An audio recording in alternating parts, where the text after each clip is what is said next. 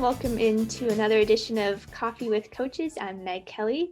Pleased to be joined today by Associate Head Coach of the Swim and Dive program, Jen Strasburger. Jen, how are you doing today? Great. How are you? Yeah, doing the best I can. As we all are. We're getting to that point where it's the end of 2020, thankfully. Right. But let's rewind a little bit. Talk about your experience growing up. You're a native of Washington. How Correct. did you get into swimming and then work your way over to the East Coast? So I grew up on Mercer Island, which is a suburb of Seattle. It's not a ferry island, like the Mass Pike runs across it, but it's very aquatic town. Like most everyone grows up doing some amount of competitive swimming. And really, according to my mom, it was the sport that had the most practices at a young age. So it kept me busy and drained me of my energy. So that was how it got started.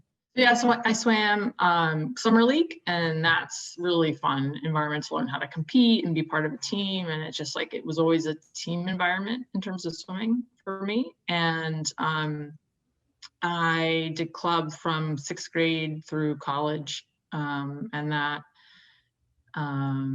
led me to junior nationals and then senior nationals. And when I was looking at colleges, I looked at any program that was ranked in the top 25 for swimming and in the top 25 for academics. And that was a relatively short list, made it a simpler process.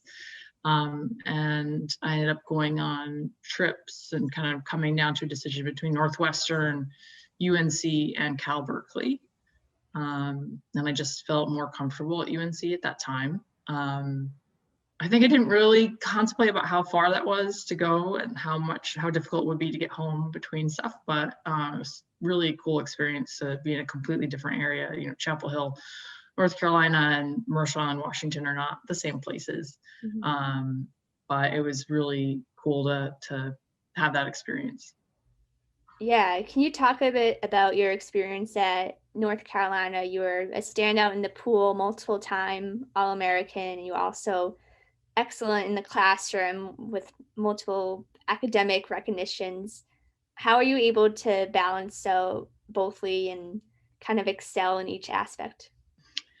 I think just like I tell recruits, you know, like I took a lot of hard classes in high school, and I was training almost actually more than I did in college at, you know, like 11 practices a week in high school. So going to college and not having to drive anywhere and not traveling as much for competitions made that academic balance a lot easier. Classes were certainly harder. The expectations were higher. But I feel like the routine of high school made that transition a lot smoother than it could have been. I really loved the classes that I took, and I took really whatever I found most interesting to me. So that always helps. Anytime I tried to take an easy class, I got my worst grades because I didn't care as much in them. I took like a couple classes that somebody recommended, and I did quite poorly. And that, you know, I got a B instead of an A because I just didn't, you know, I didn't care. I think that was the real key, was I took everything that I thought was super interesting. And then in terms of how I swam, I think I did okay. I really had amazing teammates and was a good relay swimmer. So I always got to be on at least one or two relays. And so that's how I made the NCAA championships. So I'm really fortunate to have had that experience. I think if I'd gone to a place where I'd been the best swimmer, I wouldn't have had that chance to make it to that meet. So that was really cool to be a part of that all 4 years. At the time, it's just sort of like what I expected to happen, but looking back, I was like really lucky to have made it to that meet, because it's an amazing competition. It's like the fastest meet in the world. And really everyone who's in the top, you know, 5 or so is basically an Olympian. So it's really, really cool experience. But we won conference my senior year, which was a difficult year and I was really proud of what we were able to accomplish. Like nobody thought that was what was going to happen. And that's probably the biggest accomplishment of my college swimming career, was being captain and trying to mold the team into the direction of knowing that we could win and seeing that come to fruition at the end. Yeah, awesome. I'm so glad you had a great experience. And during your time there, you were a political science major, but then Mhm. got right into coaching after graduation. How did you fall into that path? Right after college, I did AmeriCorps for Habitat for Humanity and in Seattle. And while I was doing that, I coached with my high school team. I'd really describe it more as being like an old captain. But that was really fun. And when I went to grad school, I got a master's in public policy at Cal. So I ended up going to the school I chose between for grad school. Um, while I was there, I was a graduate assistant with the women's program, and worked with Terry McKeever and Whitney Height, who's now at Florida. And that was a really transformative experience. I learned a lot about technique, different coaching style than I'd ever seen. I was around Natalie Coughlin, who's like the fastest swimmer, one of the fastest women of all time, and such a professional. And it really changed my perception of coaching from a past, like a hobby, to a profession. And so I decided that that was what I wanted to try after grad school first. And I had a year where I was doing a lot of different stuff after grad school for a variety of reasons, but then I saw that Bill took the job at BU, and I was very intrigued because I knew of him and about him from his time at UVA, which overlapped with me when I was at UNC, and only heard really amazing things. And so when I saw that he took the position at Boston University, I was like, well, let me look into that, because I always wanted to live in Boston, and I had felt like that just seemed like a good opportunity. So I looked it up and saw how great the university was, saw the new facility at that time, how it just looked wonderful. And so I reached out to him, and that's how I ended up at BU. Yeah, and you and Bill have been together for some time now. What's your relationship like, and have you guys kind of been the builders of the program to what it is now? It's been great. Like, he's a really wonderful partner, a great boss. Like, I think one of the best parts about working with Bill is if I come to him with an idea, I always know he's going to listen. He really respects my opinion. Doesn't mean I always get what I want, but it does mean that I feel like I'm heard. And we have a similar style, and that we like to problem solve, like to find different and new ways to get better. So we're always looking to innovate.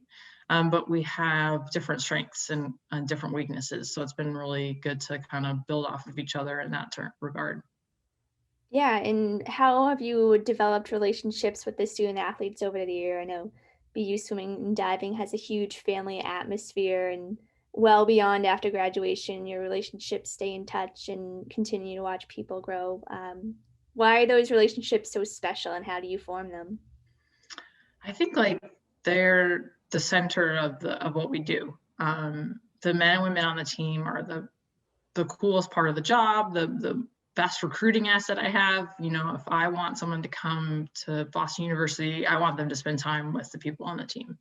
It's an amazing city.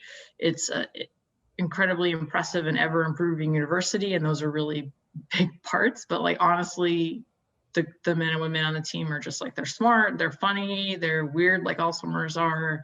And they do an amazing job of being kind and supportive of each other. And I feel like that's so important, and so it makes it so much more enjoyable. And if we can, as coaches, can help build that, then the swimming will take care of itself, then the diving will take care of itself. But like, when we worry about how fast people are going over first, then the other pieces can fall apart.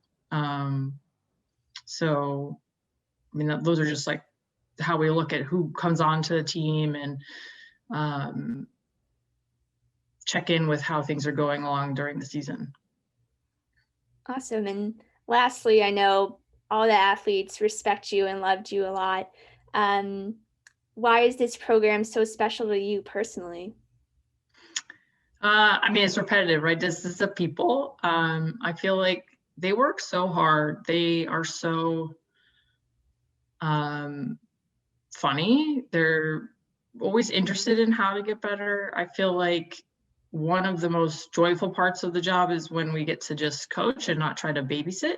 And what I mean by that is like, oh, you're supposed to be here on this time, and you're supposed to fill out this form, and you need to be doing this many kicks off your walls, and you need to be, executing that way. Like when I don't have to do that, then everything else we do is so much easier and joyful. And I feel like we get really mature, independent men and women on the team. And so I get to just, show them what we want, talk to them about how to get better, and then get to know them. I think that's just like what makes it so enjoyable. Yeah, I know you're a huge asset to this department and a staple of BU, and very lucky to get to have the chance to work with you. So thanks for your time today. It was great to catch up, and hopefully we'll see you in the pool sometime soon. Yeah.